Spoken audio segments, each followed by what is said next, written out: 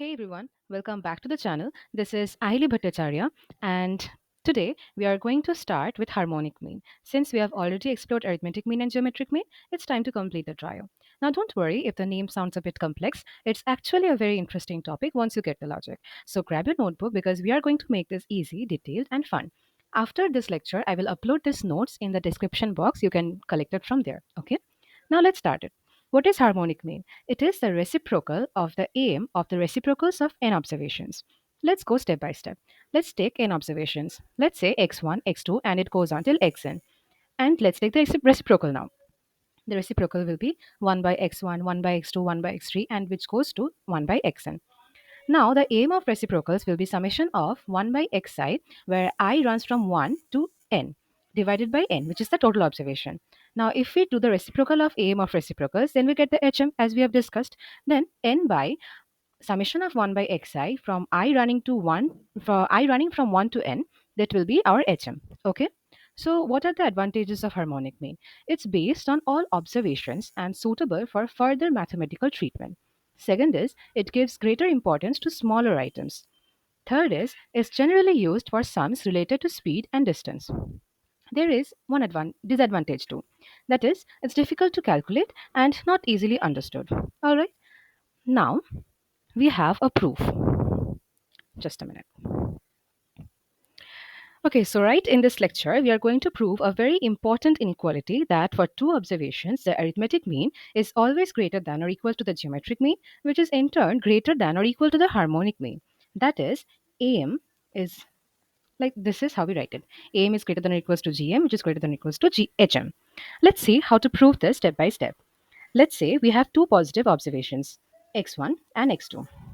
We need to show that AM is greater than or equals to GM, which is greater than or equals to HM for these two values. So consider this expression open bracket root x1 minus root x2 close bracket whole squared is greater than or equals to 0, right? Because any square of a real number is always non-negative. Now let's expand it. We get x1 plus x2 minus 2 times of root x1 x2 greater than or equals to 0. Rearranging, we get x1 plus x2 is greater than or equals to 2 times root of x1 x2. Now if I divide both sides by 2, then we get x1 plus x2 by 2, which is greater than or equal to root x1 x2.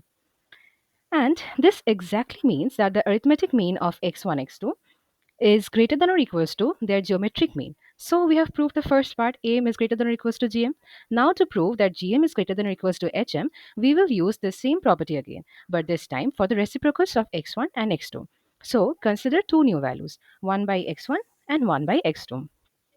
For these two, see, for these two, we know that the arithmetic mean will also be greater than or equals to the geometric mean. That is, AM of 1 by x1 and 1 by x2 is greater than or equal to GM of 1 by x1 and 1 by x2. Now, the AM of 1 by x1 and 1 by x2 is this, which is 1 by x1 plus 1 by x2 divided by 2. And the GM is the square root of 1 by x1 x2, which can be written as 1 by root x1 x2. All right. So from the inequality we get 1 by x1 plus 1 by x2 divided by 2 is greater than or equal to 1 by root x1 x2. Alright, but wait, 2 divided by 1 by x1 plus 1 by x2 is nothing but the harmonic mean of x1 x2. Right? We took the reciprocals here.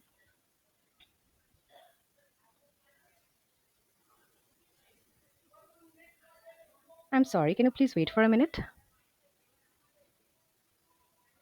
Yes, so from the inequality, where were we? Taking the reciprocal. So we took the reciprocal of AM and then GM. So we know that if we take the reciprocal on both sides, remember the inequality will reverse because reciprocals of positive numbers flip the direction. So what do we get? 2 divided by 1 by x1 plus 1 by x2 is less than or equals to root x1 x2. But now wait, this thing is actually the HM, right? It is nothing but the harmonic mean of x1 x2. And the root x1 x2 is the geometric mean. So we can now say HM is less than or equals to GM. Therefore, combining both results, AM is which is greater than or equals to GM and GM which is greater than or equals to HM, we can finally write AM is greater than or equals to GM, which is again greater than or equals to HM. And that's a complete proof for two observations. Simple and elegant, right? Here, the inequality holds where AM is equal to GM is equal to HM only when all the observations are equal. And we have a simple formula, which is empirical formula. When do we use it? We use it when one of the two is not given. Like 2 is given and 1 is not given. So we use this formula to make the calculation easier. The formula is mean minus mode is equal to 3 mean minus median. Okay.